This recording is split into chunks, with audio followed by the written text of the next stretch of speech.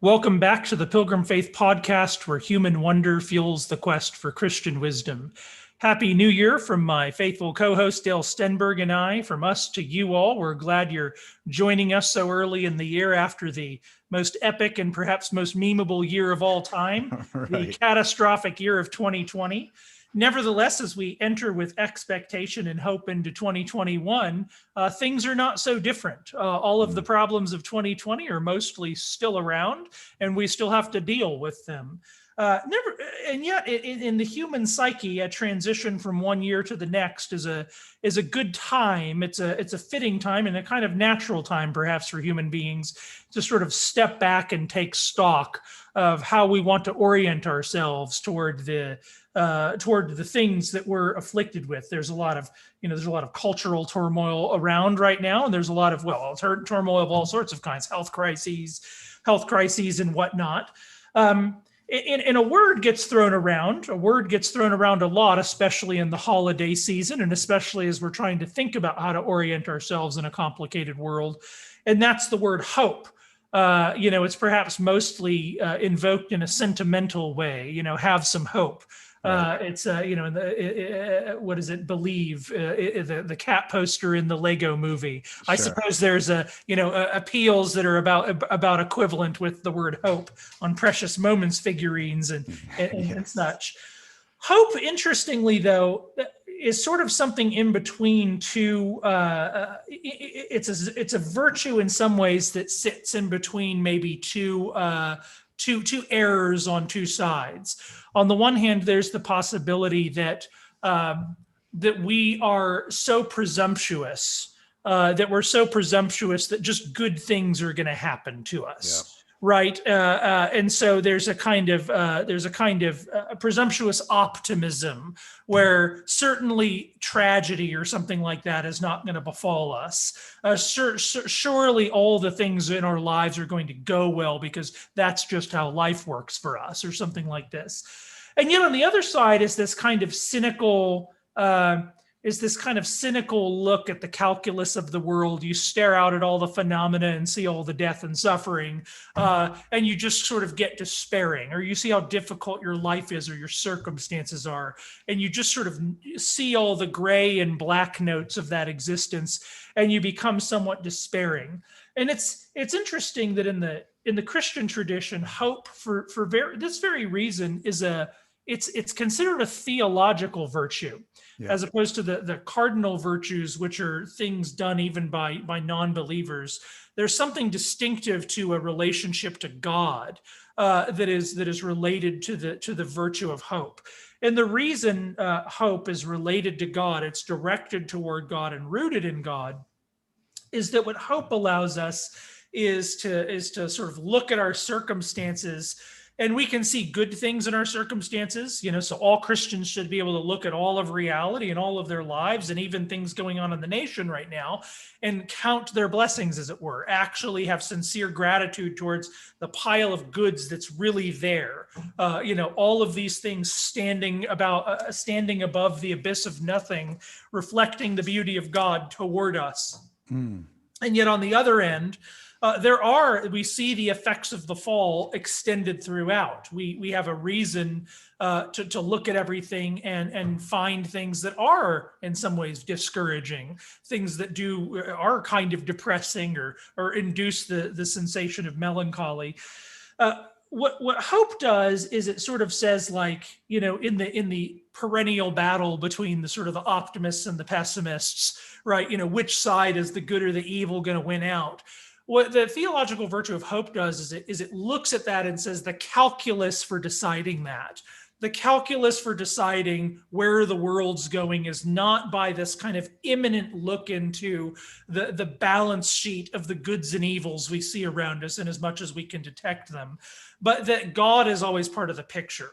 So the reason we have hope is not because in the algorithm of weighing the good and the evil, somehow the good outweighs the evil as far as our sight is concerned, but rather because God is sovereign and because this is his world, we can always be hopeful. We can always be expectant of something happening, something even unexpected expecting the unexpected, as it were, something like that happening, precisely because God is there and he's sovereign and he's good. And so hope is, in that sense, directed toward him. And nevertheless, therefore, hope is has a peculiar relationship to reality. That is to say, it's actually fundamentally non-sentimental. It's not a coping mechanism. It's actually a recognition of what is actually just true about reality, that it's not this calculus and that God actually is there. It's a rational, in fact, thing to have in that sense. So maybe that's a way of starting us out, thinking about the theme of hope, kind of clarifying what it is and how it functions. But maybe, how does that help orient us maybe in this coming new year? Yeah, I think it's important that not the last podcast we did, but the one before that on the incarnation, it's not that God is hidden from us either. It's that God actually came into the world and took to himself a human nature. And when you talk about hope, I think that immediately as a Christian, your mind must run to Christ and all the things that the incarnation communicates to us. As human beings living in this world, we don't have a God that's disconnected from our struggles. We actually have an older brother who deeply sympathizes with everything that we're going to go through. And so just like on a real fundamental Christian level, you could say that hope is found in Christ. Now, what does that look like when, there's the opposing political party has power? How do you deal with, interpersonal problems that are going to pop up, which it's inevitably going to happen? So I think that there's a delicate balance, like when you play chess. So Joe and I have been playing a lot of chess lately, and Joe's kicking my butt pretty consistently. It's damaging my ego, actually. Sorry about that, brother. It's okay. But when you start to plan out a strategy, you're like, okay, I'm going to do this, and here's how I want to open, and I want to get my queen involved faster, or whatever your strategy is, it all flies out of the window when your opponent makes an unexpected move and you're like, oh, well, now I have to deal with this, and there goes that plan. It doesn't mean that the plan is bad when you make it. It just means that you're given a set of circumstances in reality that you have to adjust to as you live in the world. And so as we plan our year, and that's a very biblical notion of sort of planning out your strategy with your spouse and looking at your children. Where do we need to do things there? What do we want to do about school? What do we want to do about our marriage? Yada, yada, yada. As you're starting to think about how you plan out the year and how you're going to respond, there also needs to be this sort of like humble reservation that you'll have to deal with things as they come to you, sort of on the fly. And those things cannot be accounted for. So you really can't plan for those. What you can do is fortify your mind and your soul, as we're talking about orientation, towards the things that are good and true and beautiful, and be settled in your soul about those things. Instead of like frenetically pulling at the circumstances around us to feel better about our current circumstances, we should already have sort of first principles put in place. What is it that I can actually control? Well, I can control how I act towards my spouse if things go sour. I can control on how I respond to my children when they inevitably annoy the daylights out of me. I can deal with my political opponents in this way if they become so antagonistic towards my view of things that I feel frustrated. And so I guess it's just sort of having a quiet, calm, sort of untriggered disposition that you are intentionally cultivating to deal with the things that are inevitably going to wreck your plan in some capacity. And I think that this is important for a bunch of reasons, but one reason in particular is perhaps the biggest story going into 2021 is this election, right? It's being disputed by Trump.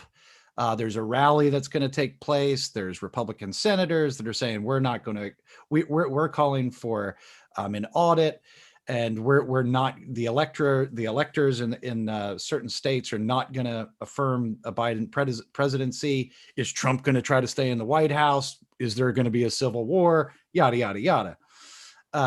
Well, in that turmoil, you got to have some amount of internal peace.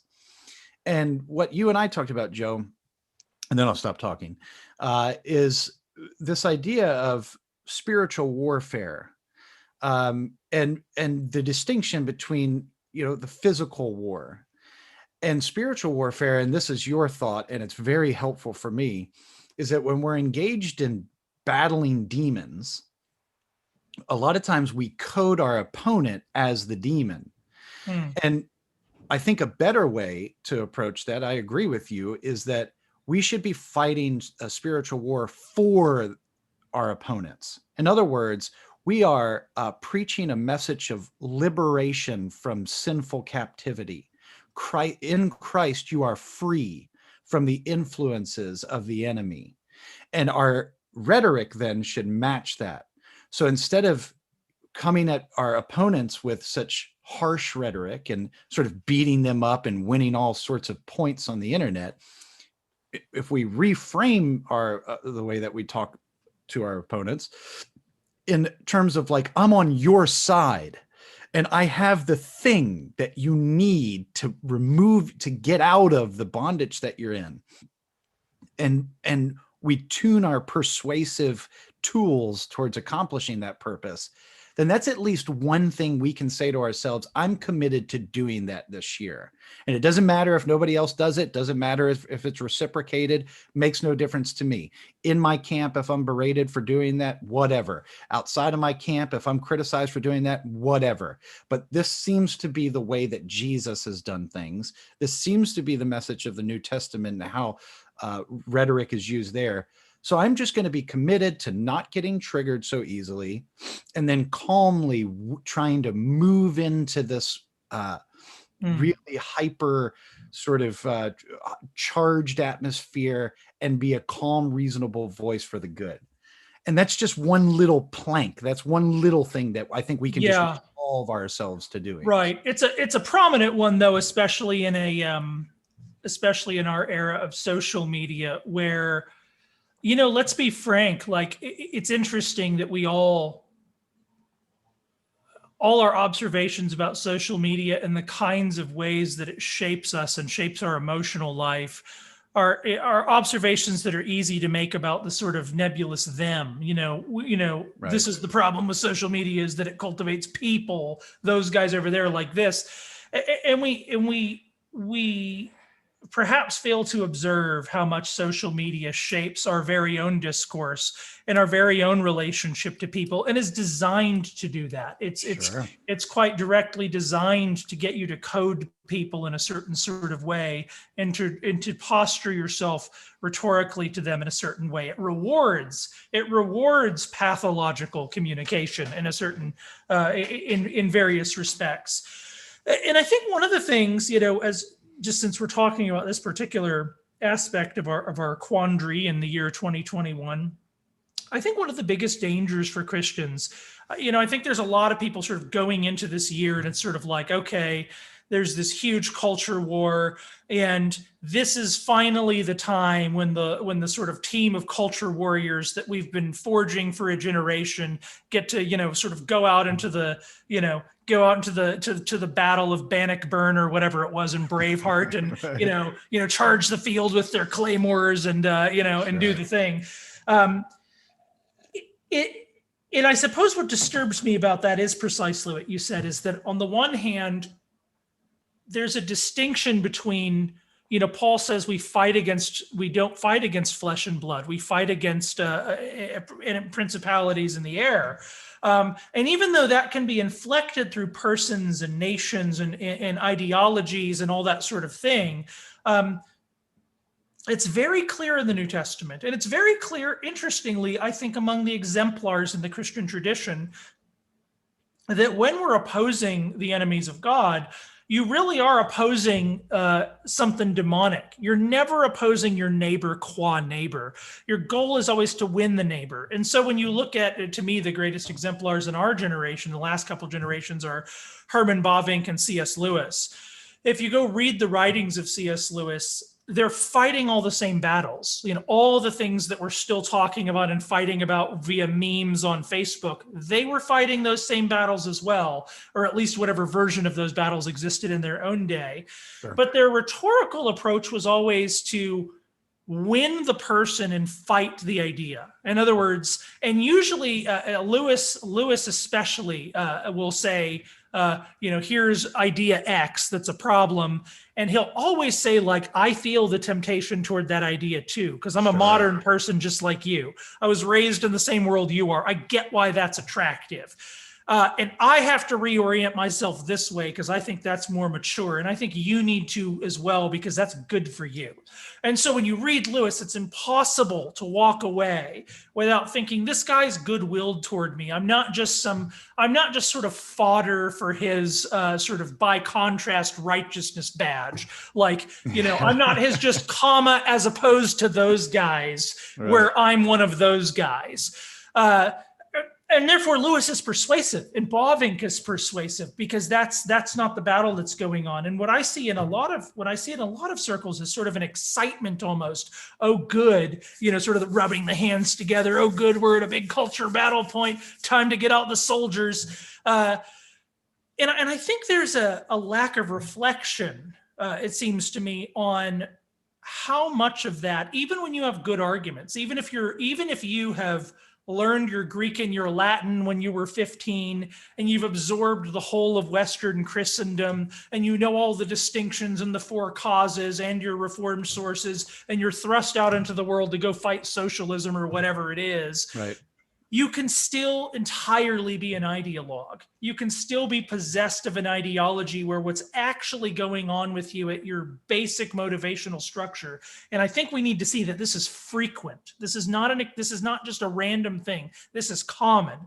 At the basic level, what's moving you, or what can be moving you in those moments, is just tribalism. If you think, and I think this is such a huge thing to say in the year 2021, if you think that you're beyond tribalism, you're not. Right. I'm not. Yes. I'm not either. So, like, you're not beyond instrumentalizing all of that wisdom to create a sort of team of these guys versus these guys, where you're not trying to win your neighbor, where in fact you need your neighbor. You actually need, in your kind of world picture, the enemy to fight so that you feel like a good old soldier. In other words, it's very possible to instrumentalize the entirety of the great grand Western tradition, especially right now when there is a battle to fight, where it is complicated, where it is confusing. The temptation to instrumentalize people and to merely be possessed by an ideology is like I don't know in my lifetime if it's ever been quite that tempting. And you see it in the contradictions of behavior, for instance. It's sort of like we sit around talking all day long about, like, liberal snowflakes, boy, they can't take anything, they're triggered. And it's like, but if I look at my Facebook feed every day, all I see is you just mentioned the all men versus all women thing. Right. I think most of our Facebook feeds this morning have been full, just completely full of people apoplectically flipping out, like this is some grand shock about reality, giving earnest speeches and such. And it's, there's a part of me that's like, what are we doing, at that point? I'm not saying don't fight ideology. Go fight that ideology in as much as that's your specific job. And by the way, giving an earnest speech on Facebook is usually not a particularly effective way to fight ideology. Right. But go ahead. Yeah. Well, no, I'm agreeing with you 100%. And I appreciate the point that you make about social media in general. Because it is designed. I mean, by design, it is crafted and tuned to inflame. There's never a de-escalation. It's always escalating.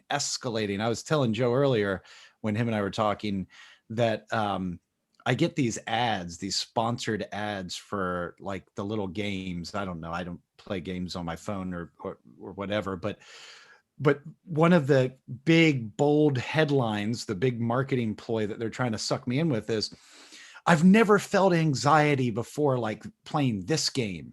And I'm thinking to myself, well, what in the world? Like, how is that the message that a marketing team came up with to put on a sponsored ad on Facebook to get me to click on their game?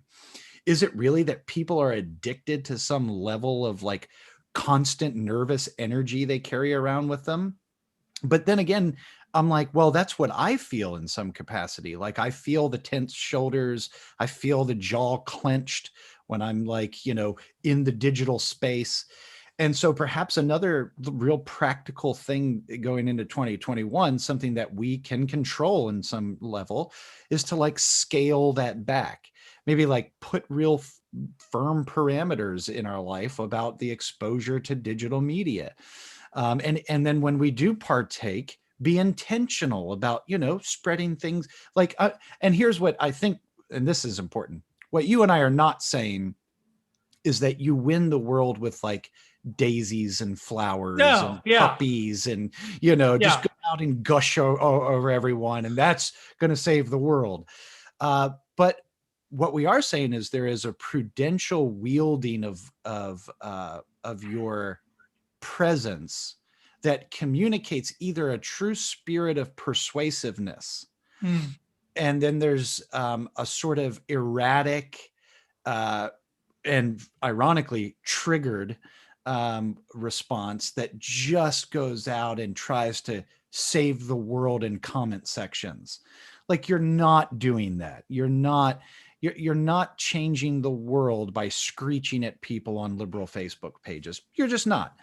Now, that doesn't mean that it can never be harnessed for good. But what I guess what I'm trying to say is, if you are aware of something that's going to bother you, then tell yourself, I'm not going to let this bother me in such a way that I lose my cool, or I'm going to carry it around with me. And when my daughter is nagging at me to get her the thing over there, that I snap at her and be like, would you just hold on? Like, Yeah. we can't allow this. We need to move into the modern age well. And part of that is recognizing all the tools that are in front of us, all the things that we have to deal with every day, and then saying, how can I do this thing better than what I'm seeing everybody else do? And, maybe that's removing yourself from it in some capacity, or that's just being committed to like act out virtuous principles when you do partake of it. Maybe that's an easy way to set yourself up for success in 2021 with your relationships. Yeah, yeah. I think of yeah, I think that's one thing to say, and that's we're focusing somewhat here on social media, and it's in both its possibilities, because it does have possibilities, Sure. real rhetorical possibilities, but also its very significant limitations. There's some things you're just not generally going to accomplish on things like Facebook, as well. What you were just saying is, like, you also need to be aware of how this stuff is influencing you. In other words, like, are you feeling the tight shoulders and the clenched jaw and whatever? And the thing is you might much more than you know. Like, we are, in fact, all very triggerable. And so, on the one hand, we could say, just don't be triggered. The other thing we need to ask ourselves is why we're triggered. When we're in some ways triggered to be triggered as sort of a reflex. And it can be a legitimate reflex.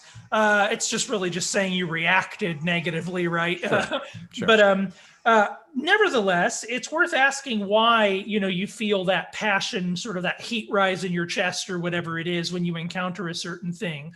Because very often that's a good signal to you about something you need to bring before the Lord and become more centered in yourself. Are you making it all about you? Are you being a bit egotistical? Are you being a bit impatient? So that's one thing. Another thing that, as I was thinking about, our conversation here, and, just the idea of orientation in this weird world of 2021 where everything feels so crazy and we don't know what the future brings. And yeah, there's just talk of secession, and, half of the country literally doesn't believe that what's the word I'm looking for? An honest election just occurred, and that's a pretty scary proposition. That's a kind of unsustainable moment, and yet most of us can only do so many things. And one thing that I think is interesting to think about and might be worth thinking about in a year like this is the old Reformed doctrine of vocation. Yes. This has become such a kind of easily invoked thing we toss around. Everybody's heard a sermon series or two on vocation or something like that. But just this year, last year, I should say, I read Gustav Wingren's Luther on Vocation. You've read this other book, God at Work by Jean Edward Veith, which is a kind of popularization of Wingren's book, Luther on Vocation, as Veith says in the introduction there. But what's so fascinating about Wingren's Luther on Vocation, what's so fascinating about it is that Luther lives in this moment of turmoil. Europe is just falling apart. He's inheriting a Europe which is already falling apart. But of course, when the Reformation starts to spread, political realignments, ecclesiastical realignments, economic turmoil, refugee communities, religious persecution, Europe is just a big mess, for a long time. And yet it's precisely at that moment, that Luther is writing, what does the ordinary Christian need to think about?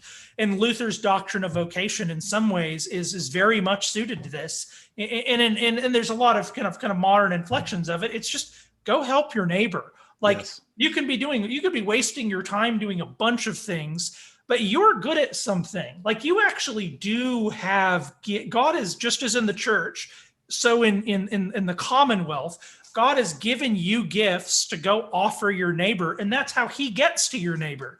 God actually shows his face to your neighbor through you and through the gifts that you characteristically have to give. And that's comprehensive. That's not just sort of your job in the modern sense. That's your vocation is being a father to your children. You being somebody that is a blessing to if you're a minister, to your congregation, but if you're a lay person, your vocation is to be a lay person that's a blessing to your other church members and a blessing to your ministers and elders, because you care about their well-being too. And if you're a husband or a father, if you're a neighbor, it's a comprehensive thing. It's just the call of God as it's extended through your whole life. And if you think of yourself, if you think of it less in terms of I need to control this situation, it feels unstable, so what can I do to kind of create this outcome, and you're acting from that kind of anxious headspace, you perhaps lose, again, where hope exists is a theological virtue. It says God is in control. God actually has the whole algorithm figured out. And I actually don't have to come up with the grand strategy that's going to make all the threads weave together. Rather, I know this simple thing, that I'm good at X. Right. I know that very basically, and I can go give X to my neighbor with the smile of God upon me, and knowing that is actually the means by which he transforms things. It is actually me just doing my job in a sense that is actually the way that God works. And the one more thing I'll add, when you take that other strategy and you say, oh, goody, it's time for the culture wars. Oh, and look, we've raised our team of culture warriors, and we start splitting into there's the woke and the non-woke camps. This is all of reality winds up being this split between these two groups of people who are codified not as people anymore, but as ideologies and sneakers, and effectively conflated with demons rather than your neighbor who you should just talk to. That's sort of not on Facebook, though. It's not going to go well. We fail to ask the question, here we are at this moment of such cultural tension, and it's a little scary. I'm not an alarmist. I'm not one of these guys who's civil war is coming. But This is the first time in my lifetime where I've looked around and thought, oh, this is, I don't know. The tensions might be more than is very comfortable at some point soon. And I think we need to ask ourselves, what's the cost? What's the cost of being wrong here? What's the cost of saying, you know what, my neighbor or all those woke people, they're not persuadable. They're just possessed. what's the cost of not asking yourself if you're possessed, in fact, even if the ideas are true, your relationship to them is a possessed relation? And what is the cost of projecting on them your own possession and saying they're so possessed that they couldn't possibly listen to another sentence? And the cost of that is that it seems to me that you may very well wind up not being one of the helpers that actually helps the situation. It seems to me that people of God are called to be the helpers. We're called to be found among those who are actually, even if we lose, even if it all just sort of burns to the ground, we should be found among those who are trying to keep it from being burnt to the ground.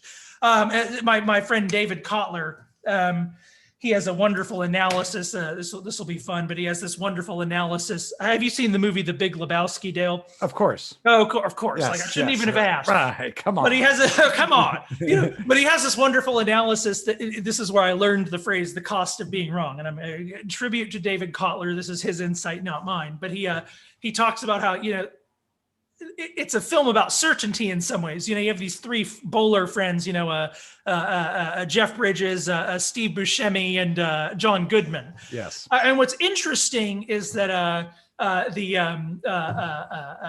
Walter Sobchak, the John Goodman character, who's just so classic, is actually, if you watch it, incredibly certain. Every decision he makes, in fact, he uses the word, this man isn't crippled. I've never been more certain of anything in my life. And he's almost always wrong. He's incredibly certain, but almost always actually wrong. And then you have the kind of intellectually lazy character, Steve Buscemi, who's always kind of coming into the conversation. What? Catch me up. Hey, somebody do my thinking for me. And Walter's always correcting him for not being rigorous enough. But the dude, he's keeping his mind limber, as it were. And there's a complicated situation that he's trying to figure out. And he's actually sort of moving through the situation, actually trying to be as little ideological in a certain sense as he can. And so the dude, he's sort of presented as the epistemically virtuous character because he's the one who is light-footed enough to actually see what's going on fairly objectively. And in fact, the one moment where in the words of Sam Elliott, darkness washed over the dude, is when he's certain. It's when he has it figured out and he was wrong. That's actually when his life sort of falls apart, and he sort of figures it out as he goes along via his strict drug regiment that keeps his mind limber. Right. Don't go do drugs, fellas. But that's not how we keep our minds limber. Nevertheless, I think it sort of makes the point that there's a key conversation in the film where somebody asks, when they have this sort of severed toe, right? That's not her toe, dude. And he's really confident. And the dude suddenly becomes aware. But what's the cost? What if it is her toe? If I'm wrong about this, if I'm wrong in my conclusion, then the cost is that somebody dies. A really big thing happens. And so what my friend David Kotler's sort of moral aphorism that he juiced out of the movie was the threshold by which you should feel certain about something and project certainty about something is directly proportionate to directly proportionate to the risk of being wrong or the cost of being wrong. What if you're wrong about it? What if you're wrong? What if you're wrong that there's not people out there to be won? Yeah. Well, then you're never going to win them. If you actually just say they're not going to do that, then and it seems to me that we're at a moment in our culture where everybody's saying it's time to pick sides. It's time to pick sides, guys. Nobody's listening anymore. And it seems to me like that seems demonic to me in a certain sort of way. Because those neighbors are those people are our neighbors. They're our co-rulers. They're God's image.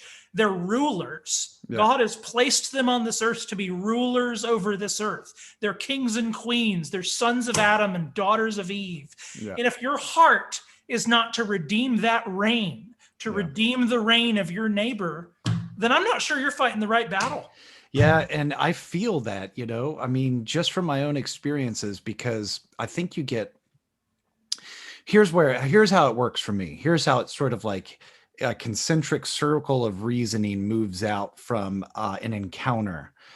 What happens is I go, oh, this person is standing for that, and they have all these people behind them with these really wicked messages that are written on signs, and they're screaming about everything I hold dear being bad.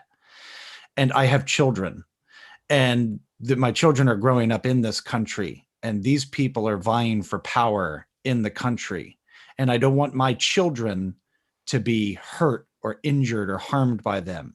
And I don't want everything that I hold dear, all of the principles of Christianity that are baked into the fabric of Western civilization. You just can't remove it at this point. Right. I don't want my kids to grow up in a place that is hostile towards them. So I think the reaction to that is an aggressive one. It's that sort of paternal instinct at work, like take care of the cubs, and any of the threat that sort of presents itself, I need to eliminate the threat. I need to uphold that which is good and slay that which is bad for the common good. It's going to help us all. What I think you're saying is, once you move from dealing with individuals to dealing with groups of people, especially as conservatives, which is ironic because conservatism wants to deal with the individual. I mean, we're not communists, we're not socialists, but all of a sudden, when you get into these conversations about them over there and us over here, you've unwittingly adopted a sort of like communistic approach to society. Now it's like all of them, the Dems, thems, right? Yeah. And I think that what you said about vocation is just right. It's recognizing what God has gifted us with to move into the world and act a particular way towards our neighbors, but also towards our family and our friends and our church members. And those are real communities that you can exercise your gifts in, and the ripple effect of you pouring yourself into these communities in a faithful way to the gifts that God has given you, you can't measure. It's unquantifiable. Right. So I think one of the more ignorant and sort of, immature, zealous view of the culture warrior is the dude with the paint on his face, wielding a big sword, running towards the front lines of the battle, ready to lop off his enemy's head. I think a more sophisticated and mature and refined view of the culture warrior, if you can even use that, is a man who quietly, humbly, before the face of God, impacts his communities he has direct access to in very meaningful ways. Yeah. And allowing those things that he can give to his communities to work themselves out in other circles. It's like it's a little leaven leavens the whole lump. That works with virtue as well. It's not just with sin. We can actually infect the whole lump with goodness. Yes. And we can be effective that way. Yeah. But one other thing I want to say is you mentioned Luther, and I think that's a fantastic point, because I think that in the modern age, it's very easy to take for granted how easy life is. Yeah. Jordan Peterson here is really good when he talks about sort of like, look at who you were yesterday. Are you in a better position today? Are you a better person today? Like, measure yourself against who you were yesterday. If we can just appreciate history and in God's providence where he's brought us, we are in a lot of respects, like you mentioned at the beginning, count your blessings. We are in a lot of respects in a very, very better off position than humanity has ever been. Now, I guess it would depend on the metrics that you use to measure that. But for all, I mean, women or children live past the ripe old age of died at childbirth, right? Like for the most part. Yeah. We're taking care of diseases. Worldwide hunger is pretty much eliminated. We live during one of the most prosperous times in the history of the world. Technology is affording more comfortable living arrangements. Yes. Or at least worldwide hunger could be eliminated. Right. Yeah, Right. And for the most part, I mean, we've put a big dent in it. Yeah. Oh, yeah. That's very true. That's Right. absolutely the case. That's right. Yeah. Right. So yes, things are bad, and we shouldn't be naive to say they're not. We're not pie in the sky optimists, just like whistling. We're not the dog in the meme where the whole bar's on fire, going everything's fine here. Yeah. We recognize that there's a fire and we need to do something about it. At the same time, don't let that be the dominant thing that just morning after morning when you wake up, you're filled with like existential dread about the future. Yeah, we should be filled with, I'm just more and more persuaded of this, that like in some ways the measure of whether we should even be opening our mouths about these things is like whether we wake up in the morning and we're full of joy, just that our sins are forgiven.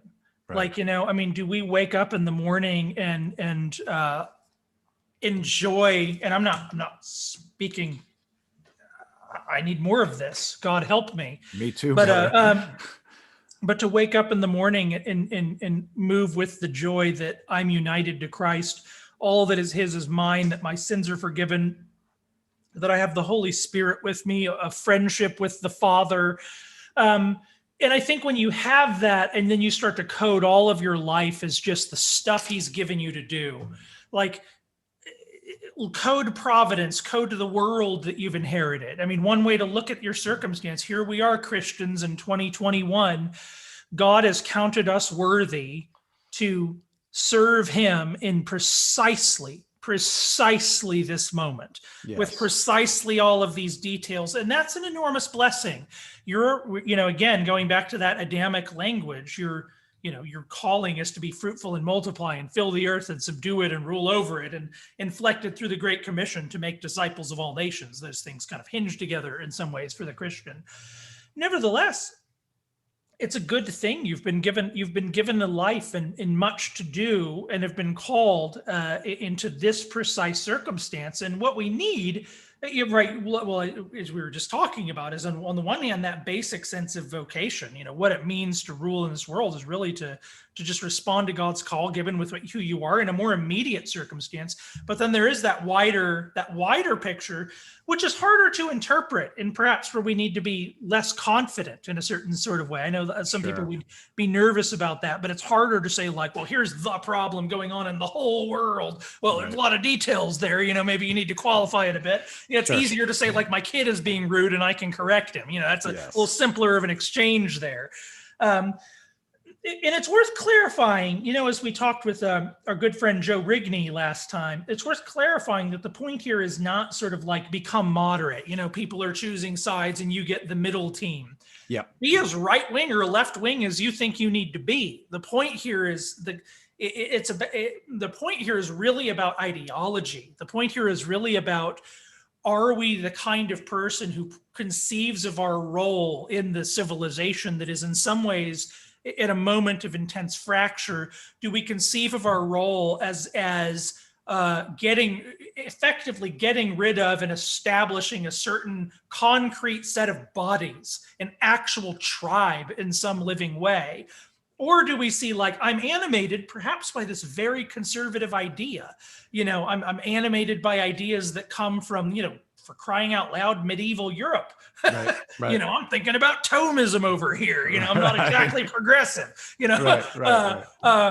Nevertheless, what we're talking about is this, like the relationship you have to people. And this is Lewis, right? You've never met a mere person. Yeah. Every single person you've ever met is the kind of thing that could be so hideous that you would call them a demon, or so glorious that you'd be tempted to worship them. I'm paraphrasing Lewis there. And it seems to me that what is lost, and it's part of our culture. This is to me where the left and the right, and I've written about this, this is where the left and the right are just very often the same person. They have the same ethos, even if they think their ideas are all different.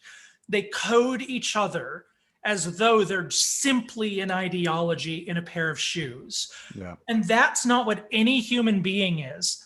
That's not what you are. The fact is you're not a walking thinker. Most of what you do, In fact, the vast majority of what you do probably has nothing to do with anything you think. Most of it is a bunch of habits you inherited and reperform. And that's good. That's just how civilization and humanity works. But that's how the image of God works. That's how God has established reality and the relationship of thought to reality.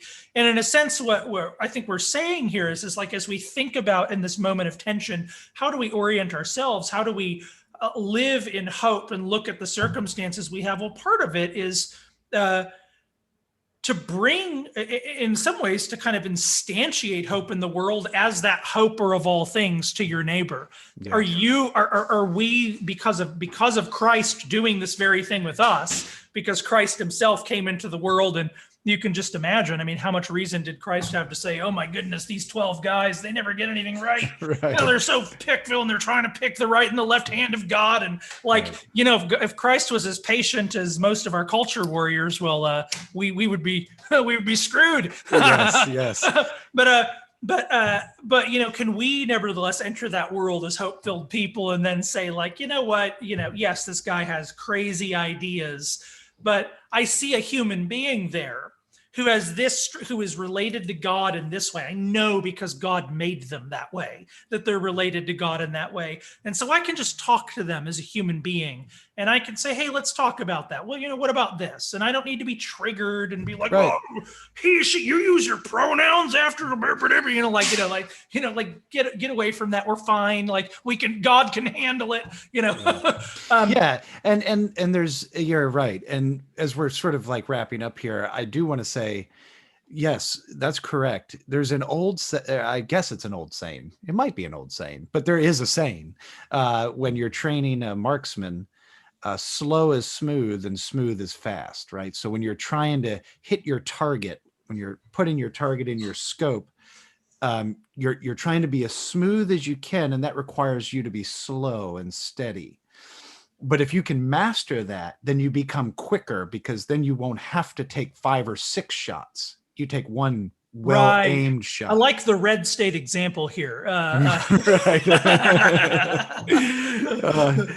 I think that there's a principle there. It's like, you can't, if what you're doing is, if what we try to do going into 2021, and this applies across the board with whatever thing that bothers you enters into your context. If what you're trying to do is like run around and take care of all the things immediately, this is a threat, get rid of it. This is a thing, get rid of it. Then you're going to be inefficient in your use of your skills, in use of your gifts. You're better off to sort of sit back like the old sage and get the lay of the land, prioritize the things you need to do, and then smoothly walk through them. And then you need to identify exactly where the thing is that you need to take aim at it, and then come up with a strategy for dispelling it or for dealing with it. And I just think that impulse is so foreign to the modern mind, because we do a gazillion things every day. We don't just, I mean, life would in a lot of ways be a lot simpler if we woke up when the rooster crowed and be like, okay, Johnny, milk the cow, grab the goats, fix the fence. But instead we're like, respond to these 20 people, answer these 100 emails, do this task, this to-do list of 15 things. By the way, take care of your kid, love your wife, show up to church on time, be a good friend. We have so many things. So don't go crazy in 2021, I guess is what I'm saying. Yeah. Here. Just be cool. And I think about Paul's exhortation to do everything in your power to live a quiet and peaceful life. Yeah. Really aim for that, knowing that life is not going to allow you to attain that easily. We're going to have curveballs, but find some solace in the fact that God loves you. Jesus has ransomed you. You belong to him, and then move out in faith, loving God and loving neighbor. At the end of the day, when you can simplify it, when you can simplify all the complexities down to what God means to you, then you're relieved of the tension of trying to figure out all of the problems in the world all at once. So, Yeah. Yeah, and I think the last thing I'll say is I think it's important to make the distinction between sort of individual and political action. And so just to sort of qualify what I've said earlier, and that is most of what I've been talking about is how we ought to interact with just people. It's just this is how we interact with people in our civilization, our neighbors, those acquaintances we have, conversations on Facebook, whatever it is. It's that kind of interaction. Obviously, there are people are concerned about various actual battles they need to fight, and they're going to vote the way they vote. And there are people whose calling it is to go argue about these things in public. And what I would want to say is, of course, hopefully it's people with proper character and virtues that we actually want to see argue about those things in public, as opposed to the sort of like bullet point talking head who sort of owns everybody, right. And it's sort of more like a show, than anything else. Right. So there's that side about it, that there's a distinction between sort of political and individual action, and wisdom applies differently there. So for instance, when I say hope all things, it's one thing to say like, maybe that guy seems a bit ideologically possessed. And it's one thing for me as an individual dealing with that person to say, you know what, I'm going to give that person the benefit of the doubt. I'm just going to speak to them like, I'm not going to assume that they're so possessed I can't just talk to them like a human being. And so I'm going to try and do that and see what happens. Well, it's different than saying like, somebody seems ideologically possessed that is about to go into Congress, or is about to become an elder in your church or something like that, or it's elder nomination season or something. You don't want to say like, well, let's just hope all things and like ignore all the red flags. Yeah. That's not quite how that works. Like in those contexts, those things are red flags, and you actually have to, whether in whatever direction, you just have to deal with those things. And similarly, when we're engaged in political and cultural activity of a more corporate nature, some of these things, there are actual battles where you have to fight, and where that fighting is going to look like fighting. Nevertheless, that can be, just as the just war tradition can talk about just war relative to war, we can perhaps talk about the just war tradition analogously in the culture wars. Yeah. What does proportion look like? What does actually caring about my enemies look like? What does it mean to love them even as I'm in that opposition? And what does it mean to be aware of, I'd like to win them and minimize damage to them, and all those sorts of things, where we're not just sort of like justifying what is effectively a tribalistic bloodlust with with a thin veneer of being little warriors for Jesus. So again, a delicate balance, not one that I'm beyond. I'm saying none of these things as though like I don't need to look in the mirror and say, sure, like, oh, good grief, like, let's get this together, Joe. Yeah, and I think that when you and I talk about this stuff, even off air, when you and I are just working through this in our private conversations, more of it is just trying to figure out how to do the thing. Yeah. So it's just like us going, I know that I feel this way. Right. And I know I'm inclined to do these things. Right. So we're not pretending to like be up here, dispassionately detached from all of the feelings. Yeah. I don't get triggered on social media. Right. Yeah, that's not true. Yeah, I just have to keep reminding myself, don't ever get triggered. Don't ever get triggered. And I say it as I'm triggered, so yeah. So anyway, I guess what moving into 2021, just aim to be better than you were yesterday. Seek the Lord with all of your heart, all of your mind, all of your soul, and all of your strength, and love your neighbor as yourself. And then deal with life in the best way that you can, given a host of counselors and by listening to Joe and I talk on a podcast. Yeah, that's the game plan. Unless you decide that we're wrong, in which case, feel free to ignore us. Or you could fight with us. And then that's right. That's right. So, all right, brother. Well, this was great. I'm looking forward to everything we got lined up for the year. Joe and I have some great interviews lined up and some great subjects to talk about. I can't wait to get into the Bovink stuff. But we'll keep that on the down low for the time being. But more Lewis this year. I actually have lunch with Andrew Lazo tomorrow, so that'll be nice. We'll have him back on soon. Oh, good. Yes. But as always, head over to davenetinstitute.org and you can check us out on the Pilgrim Faith tab. You can also look up the episodes on iTunes and any of the podcast catchers. You can also go over to YouTube, the Davenet Institute YouTube page, and check us out via video. So we're looking forward to 2021. We hope it's good for you and yours, and we will see you all next time. All right. Thanks, guys.